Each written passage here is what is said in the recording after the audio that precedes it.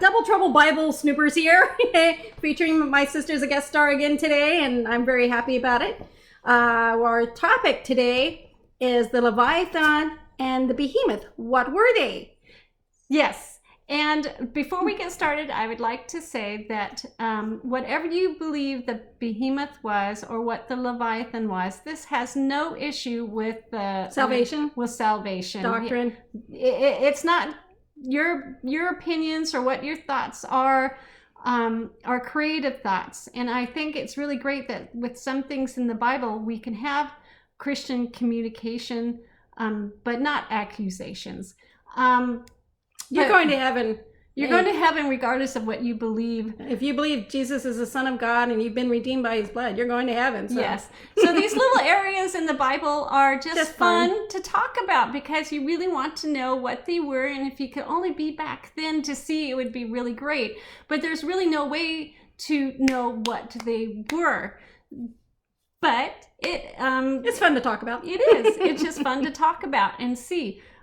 So my personal belief with the behemoth and the Leviathan is, I think creatures that are extinct. I don't think they are dinosaurs, but I think my sister... I believe they were dinosaurs, a type of dinosaur. A type of dinosaur. But they don't exist now. They're gone. Because all dinosaurs are gone, right? Yeah. See, the only thing I have with evolution is the time thing. I do believe dinosaurs existed. I just don't agree with the timeline. I think Abraham walked with dinosaurs. I totally believe that too. I do think that Abraham could have walked with dinosaurs. Why not? I mean, we weren't there. And I'm not going to sit down and argue with the scientists who have proven time and time again that dinosaurs exist. And I don't think...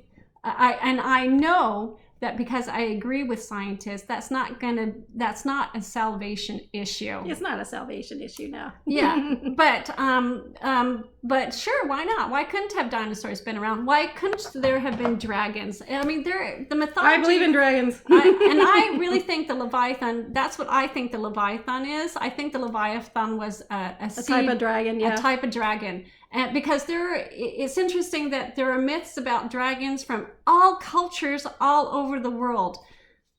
They're just extinct now. They're just extinct now. They're in writings everywhere in ancient scriptures in ancient stories and myths and legends. And it's not just one culture. It seems to be in all the cultures. In all cultures, there's some kind of dragon. Yeah. So why not it be a dragon? I mean, so to me, though, if it becomes a personal issue, if this subject is going to get you tense and angry, and it's not going to be fun for you to watch. God bless you, Jen. God bless you, and I recommend not watching the video because we're not going to get into heated argument over this. Yeah, it's just something that is just like fun. Want to keep it fun. Yeah. Now, I just discovered today that the behemoth is only mentioned in one place, and that is in Job 40. And the Leviathan, I know, is mentioned in many places, but especially in Job 41. But I just wanted to point out that I don't believe the behemoth. We're going to start with the behemoth because it's a really short topic. Yeah. And, I really don't believe it's a hippo that we're talking about here. But my sister's going to read the scriptures.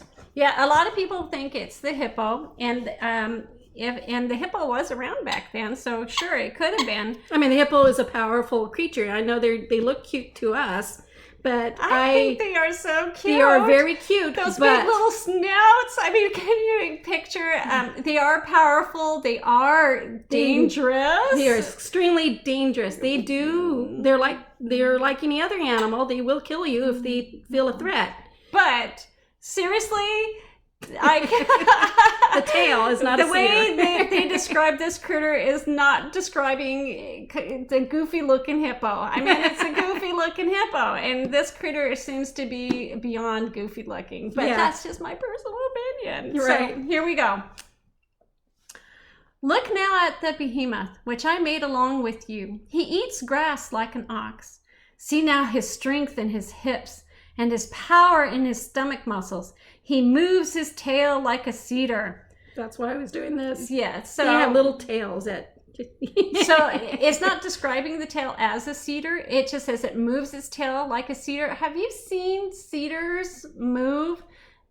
They sway, right? Yes, it's a nice sway. But the hippo, I mean, it's kind of flap, flap, flap, flap, flap, flap, flap. I wouldn't describe his tail as a cedar, more like a puppy dog. More like a puppy dog, or some kind of a... Horses have better tails and have more tails that are like cedars than a hippo. Exactly. And so I'm thinking this critter has a big tail. It's a big tail, and it waves in the wind ever so gracefully, right? Mm-hmm. Okay. So he moves his tail like a cedar. The sinews of his thighs are tightly knit. His bones are like beams of bronze.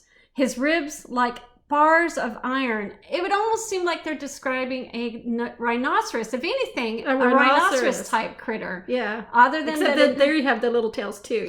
They do have the little tails, but they seem more powerful. I would almost think it was a rhinoceros if it hadn't been if they had put in that they had a horn on the... a horn on their face. But so anything, I think it's more along the rhinoceros family, whatever it is. But his bones are like beams of bronze, his ribs like bars of iron. He is the first of the ways of God, which is a very interesting thing to say about a hippo. Well, yes, but I think that he is the first of the ways of God. And so I want to do a further study, not this one. We don't want to make it too long, but I'd like to understand this verse, he is the first of the ways of God. What does he mean by that? Ooh, while you read it, I'll look something up. Okay. Only he who made him can bring near his sword. So how many of you gone to the zoo and seen zookeepers feed a hippo? So, but this critter says only he who made him can bring near his sword. So only God really can get near this creature. He must have been a powerful, awesome creature. God. God can get near any creature, but because he made them. Yeah, but we would not just go up to a hippopotamus, any animal in the wild and touch them. But this creature is so powerful that only God can get near him. Yeah, we can't get near him. Or I've seen people snuggling with hippos. Yeah, I know. If you look at some YouTube, they're petting them like babies. But, yeah. So anyway, they're just so cute, though, right? Surely the mountains yield food for him, and all the beasts of the field play there. He lies under the lotus trees in a covert of reeds and marsh. The lotus trees cover him with their shade. The willows by the brook surround him. Indeed, the river may rage, yet he is not disturbed. He is confident, though the Jordan gushes into his mouth. Mm-hmm. Though he takes it in his eyes, or one pierces his nose with a snare. I'm always thinking they might be talking about some sort of elephant critter. Mm-hmm. Again, they don't mention the long nose or a horn, but it's got to be a powerful critter that enjoys water, to hang out in water. And I know hippos do that too, but it's a fierce type of creature. And I just think it's... What? In the Amplified Bible, which I have disagreed with in the past, but I still use it as a study Bible alongside of another Bible because I've disagreed with them in the past. But it says here, he is the first in magnitude and power of the works of God. Oh. Only he who made him can bring near his sword to master him. Right. And how many, like I said, hippos. How many hippos have been in zoos? We've mastered them. We've mastered the hippo, yeah. Yeah. So this is obviously a creature that I just don't think is around anymore. I do think it's probably into the rhinoceros or elephant type family, but it must be a very powerful creature. I've seen people brush hippos' teeth. Yeah. Yeah. And yet this creature is someone only God can get near. Yeah, and I realize that you're saying, some say, hey, you're not understanding the poetry of the Hebrew poetry, that is poetry, and they're just glamorizing this critter a little bit. But I also know that there's truth to poetry.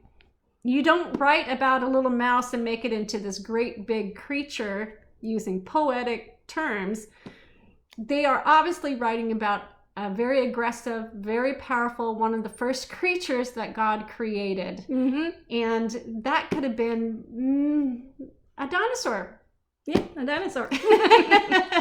Or it could have been just an animal that just is not around anymore, and that they put into the dinosaur family. I mean, yeah, you think about even lion trainers and all of them. Eventually, the lion or the tiger, which is a mighty animal, they've been trained, they've been domesticated, they've been mastered. This is a creature I just want to make sure you understand that this creature here is something only God could get close to. Yes.